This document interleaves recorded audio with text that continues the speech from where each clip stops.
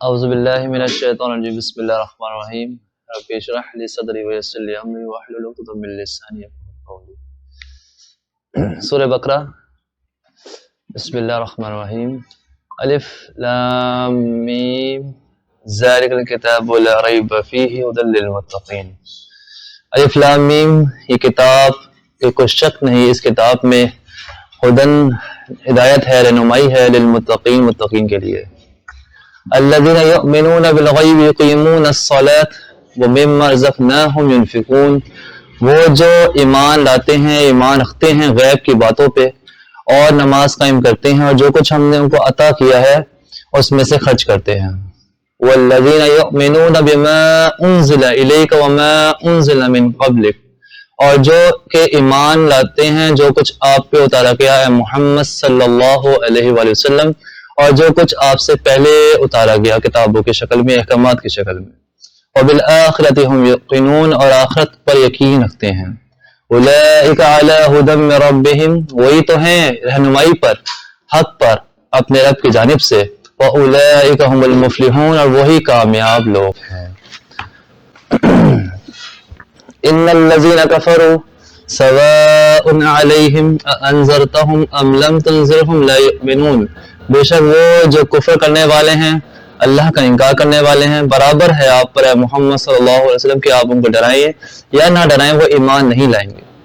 ختم اللہ علی قلوبہم وعلی سمعہم، اللہ کی ذات نے ان کے دلوں پر مہر لگا دی ہے، وعلی سمعہم، اور ان کے کانوں پر، ان کے سننے پر بھی مہر لگ چکی ہے، وعلی ابصارہم غشاوہ، اور ان کی نظروں کے سامنے پردہ ہے، وَلَهُمْ عَذَابٌ عَظِيمٌ، اور ان کے لیے دردناک عذاب تیار کر رکھا ہے۔ بسم اللہ الرحمن الرحیم۔ سورہ بقرہ مدنی سورت ہے۔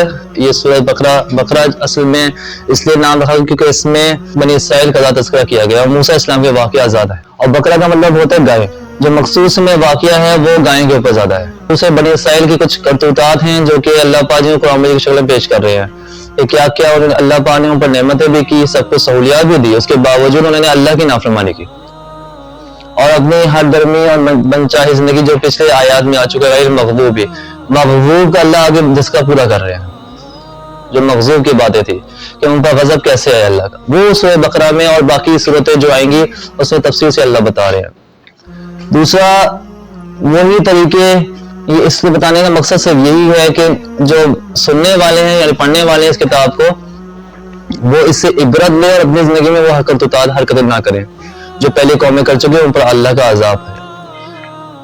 اس لیے سب سے پہلے اللہ پاک یہاں کہہ رہے ہیں الف لام میم، شروعات اللہ پاک سے بقرہ کے یہاں شروع کر رہے ہیں، جو کہ الف لام میم حروف مقطعات میں سے ہے، اور اس کا مطلب، اس کے معنی کوئی نہیں جانتا سوائے اللہ کے۔ اللہ کے نبی صلی اللہ علیہ وسلم کے بارے میں بھی دو قول ہے۔ اگر نبی اللہ صلی اللہ علیہ وسلم اول تو جانتے نہیں تھے، اور اگر جانتے ہوتے تو آپ کو شاید بھلا دیا ہوتا، کہ اگر آپ کو معلوم ہوتا ہے اس کے حروف اور اس کے معنی کیا ہیں تو ہمیں پتہ ہو جاتا، کیونکہ آپ نے آخر وقت میں بھی فرمایا ہے تم پر میں نے اپنی تمام اقوال کو پہنچا دیا، اس کی گواہی تو صحابہ نے گواہی دی، ہاں آپ نے پہنچا دیا۔ اس کے ساتھ ساتھ الف لام میم کے معنی تمام انبیاء کو اس لیے بھی نہیں بتایا گیا کہ یہ تمام لوگوں کے لیے معجزہ ہے، اعجاز قرآن ہے، کہ اس کے مطلب اور اس کے معنی کو سمجھ نہیں سکتا، اس کا مطلب کیا ہے کوئی نہیں جانتا، اور اس پہ پڑھنا بھی نہیں ہے، متشابہات میں سے آتا ہے، اور اس پہ سخت وعید ہے کہ جو متشابہات کے پیچھے پڑ جائے گا اللہ اسے گمراہ کر دیں گے، کیونکہ اللہ پاک نے جب میرے کو نہیں بتایا تو تم کو نہیں پڑھنے والے، یہ اللہ کی حدود ہے۔ آگے بات ذالک الکتاب لا ریب، یہ کتاب اس میں کچھ شک نہیں۔ اللہ پاک نے پہلی آیت اس لیے ذکر کی کہ یہ کتاب اس میں کوئی شک نہیں، کہ ہر کتاب جو ہے نا، اور جو رائٹر ہوتا ہے اس میں کچھ نہ کچھ کتاب میں نقص ہوتا ہے رائٹر کی جانب سے۔ اللہ پاک نے انسان کو سوچتا بھی ہے کہ شاید اس میں بھی کوئی نقص ہوگا، تو اللہ نے سب سے پہلے انسان کے تمام ان شک و شبہات کو ختم کر دیا کہ تم جو سوچ رہے ہو نا کہ اس میں کوئی نقص ہوگا، تم ڈھونڈنا چاہو، اگر ڈھونڈ بھی لو تب بھی تمہیں نہیں مل پائے گا، کیونکہ اس میں کسی قسم کا شک نہیں، پورا فائدہ ہے۔ انسان کو شک ہوگا نا کہ یہاں پر حکم لکھا ہوا ہے اللہ کرے یہ نہ کرو یہ کرو، تو وہ سوچے گا اگر میں اس کو کر لوں تو زیادہ شاید بہتر ہو میرے لیے، جس سے اللہ منع کرے وہ کر لوں میں، وہ میرے لیے بہتر ہو، تو اللہ نے اس لیے لا ریب کہہ دیا کہ انسان جس شک میں تم پڑے ہوئے ایسی بات نہیں ہے۔ تمہارے لیے پورا پورا فائدہ ہے جو کچھ میں کہہ رہا ہوں۔ ایک بات سوچنے والی بات بھی یہی بھی ہے کہ انسان جو ہے وہ اللہ نے اسے بنایا ہے، اور جو مشین ہوتی ہے بنانے والا اس کی انسٹرکشنز کو بھی لکھ دیتا ہے کہ اس کیا چیز کے فائدے میں اور کیا چیز کے نقصان میں، تو انسان کو یہ بھی سوچنا چاہیے۔ اس لیے ذیل کتاب لا ریب فیہ، یہ کتاب اس میں کوئی شک نہیں، کسی قسم کا بھی کوئی نقص نہیں، ھدی للمتقین، تقوی والوں کے لیے یہ رہنمائی ہے، تقوی والوں کے لیے صرف رہنمائی ہے۔ اچھا، اب یہ ھدن کا بھی دو معنی ہے، ایک رہنمائی شکل میں کہ جو اس کو اللہ کے قریب ہونا چاہتا ہے، اللہ اس کے ناز و نیاز حاصل کرنا چاہتا ہے اور دنیا میں فائدہ حاصل کرنا چاہتا ہے، دنیا آخرت میں، اس کے لیے ہدایت اس شکل میں ہے کہ اس کے لیے احکامات کی شکل میں ہدایت ہے متقین کی۔ اور دوسرا یہ رہنمائی اس کے لیے بھی ہے جو عام انسان ہو، جس میں سائنٹیفک طور پر یا ہو انجینئرنگ کے لیے کچھ معلوم کرنا چاہتا ہو یا کسی اور فیلڈ کے لحاظ سے معلوم کرنا چاہتا ہو، اس کے لیے بھی یہ رہنمائی ہے قرآن کی۔ ھدی للناس، کئی قرآن میں ایک بھی یہ بھی ہیں ھدی للناس کے بتائے ہیں، لیکن یہاں ھدی للمتقین، یہاں اللہ خاص رہنمائی صرف ان کے لیے ہے جو گناہوں سے بچتے ہو۔ تقوی دو چیز کا نام ہے، ایک دو چیز، اللہ سے ڈرنا اور گناہوں سے بچنا۔ جب انسان کو پتا ہو کہ اللہ کی ذات اس کو دیکھ رہی تو وہ کبھی گناہ نہیں کرے گا۔ الم یعلم ان اللہ یرا، کیا وہ نہیں جانتے کہ اللہ کی ذات ان کو دیکھ رہی ہے، کیمرے فٹ ہیں، آس پاس کرام کاتبین لکھ رہے ہیں بیٹھ کے، یہ وہ سب باتیں ہوگی۔ اچھا، متقین وقا سے ہے، وقا یقا، جو جس کا مطلب ہے بچنا، کسی چیز سے بچنا، لیکن یہاں پہ بتایا گیا اللہ کی ناراضگی اور اس کے غضب سے بچنا، تقوی یہ ہے۔ جب انسان پورے طور پہ گناہوں سے بچے گا تو اس کو پھر سوچنے کی توفیق اللہ دیں گے کہ دنیا میں کرنا کیا ہے، اب تمہارا مقصد کیا ہے۔ جب انسان گناہوں کی نفرت میں پڑتا ہے تو کہتے ہیں گناہ کر کے دل پہ دھبا لگ جاتا ہے، یاد رکھیے اللہ کی معیت ختم نہیں ملتی اس بندے کو، وہ اللہ کی معیت سے دور ہو جاتا ہے۔ اس کی وجہ یہی ہے گناہ کرنا، گناہ نحوست ہے جس سے رزق رک جاتا ہے ایک بندے کا صرف گناہ کی وجہ سے۔ تو للمتقین اس لیے بھی کہا گیا، رہنمائی ہے مکمل طور پہ ان کے لیے جو اللہ کی گناہ، اللہ کے غضب سے ڈرتے اور اپنے آپ گناہوں سے بچاتے ہو۔ اب سوال اٹھتا ہے متقین ہے کیا؟ یہ تو میں نے ان کے معنی طور پر ڈکشنری سے بتایا ہے، لغت سے۔ صحیح طور پہ اللہ خود ہی بیان کر رہے ہیں اپنی مخلوق کو، پڑھنے والے کو، جو پڑھنے والا یا پڑھنے والا سوچ ہے نا، ذالک کتاب لا ریب فیہ، تو بندے نے آگے پڑھا کہ متقین ہیں کہ ان کی صفت کیسی ہوتی ہے ہیرو کی شکل میں، تو اللہ خود کہہ رہے ہیں الذین یؤمنون بالغیب، وہ جو ایمان رکھتے ہوں غیب کی باتوں پہ۔ غیب کہتے ہیں جو سامنے نہ ہو، غائب ہو، اس پہ یقین رکھتے ہوں۔ پہلے صحابہ انہوں نے تو دیکھا، فرشتوں کو بھی دیکھا، جبرائیل السلام کو بھی دیکھا، آسمان سے اترے وہی بھی دیکھی، لیکن آنے والے دور میں تو نہیں دیکھ پائیں گے نا۔ وہ جو ایمان رکھیں گے وہ ایمان پکا ایمان، اسے کہا گیا وہ جو اس بات، لیکن صحابہ نے جنت دوزخ کو نہیں دیکھا تو غیب کی بات ہے، اور پچھلے انبیاء کو نہیں دیکھا، انہیں آسمانی کتابوں کو بھی نہیں دیکھا، اس نے غیب کی بات ہے۔ لیکن آنے والے دور میں جو ایمان لائے اس چیز پر، غیب کی باتوں پہ، جنت پہ، دوزخ پہ، سب سے بعد وہ اللہ کی ذات پہ ایمان لا رہا ہے، یہ ہے والذین یؤمنون بالغیب۔ متقین کی پہلی صفت کیا ہے؟ ایمان بالغیب، جو کلمے کی پہلی چیز لا الہ الا اللہ محمد رسول اللہ، پہلی شہادت یہ ہے۔ اور اس کے ساتھ ساتھ دوسری شرط، رکن ثانی، وَيُقِيمُونَ الصَّلَاةَ، نماز قائم کرے۔ ایک نماز پڑھنا ہے، یا اللہ نماز پڑھنے کا نہیں کرے، قائم کرنے کا کیا ہے۔ اب قائم کرنے کی کئی شکلیں ہوتی ہیں، خضوع خشوع جس میں شامل ہے۔ سب سے پہلی پاکی ہے، وضو ہے، اس کے بعد لباس کا پاک ہونا ہے، پھر جگہ کا پاک ہونا ہے، اس کے ساتھ ساتھ جب کس کے ساتھ کھڑا ہو رہا ہے استحضار ہے کہ ذات الہی کے سامنے وہ کھڑا ہو رہا ہے، اس چیز کا خوف ہو، پھر جا کے خشوع خضوع ہو۔ جب یہ چیز سب استحضار سامنے ہوگا تو خشوع خضوع دل میں آئے گا، پھر اس کی نمازیں بھی اچھی ہوں گی۔ یہ ہے نماز قائم کرنا جو اللہ سے طور پہ چاہ رہے ہیں۔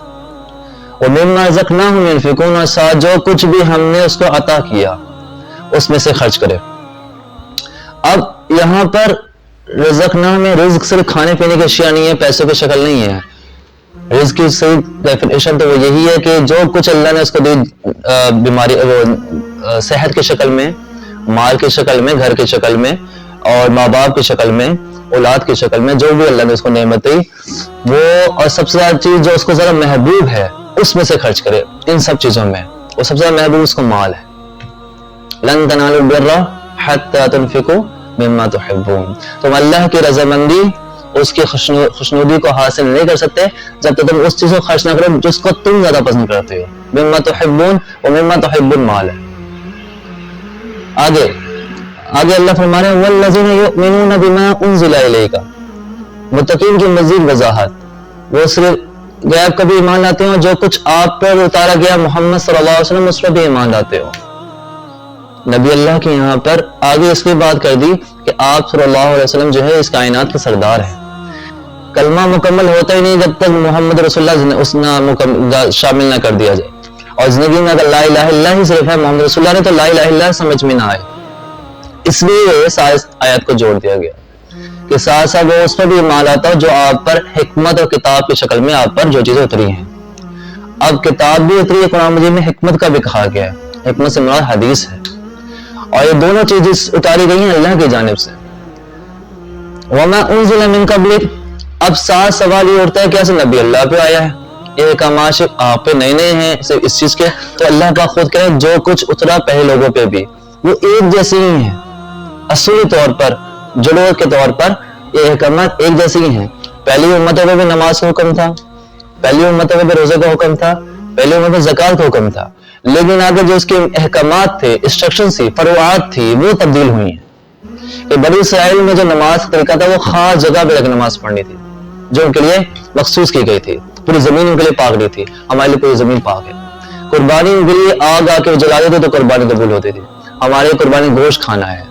ساتھ ساتھ روزہ رکھنا ان کے لیے پورے 24 گھنٹے ہوتا, ہمارے لیے مخصوص گھنٹے ہیں کہ جب تک سحری نہیں ہوگی تب روزہ رکھتا ہے, جب غروب افطار ہوا پھر وہ افطار کرے گا. یہ سب یہ ہے تشریعات میں شروعات میں تبدیلی ہے. یہ حکمات تو ایک ہی ہیں لیکن شروعات اور فروعات میں تبدیلی آ گئی ہے.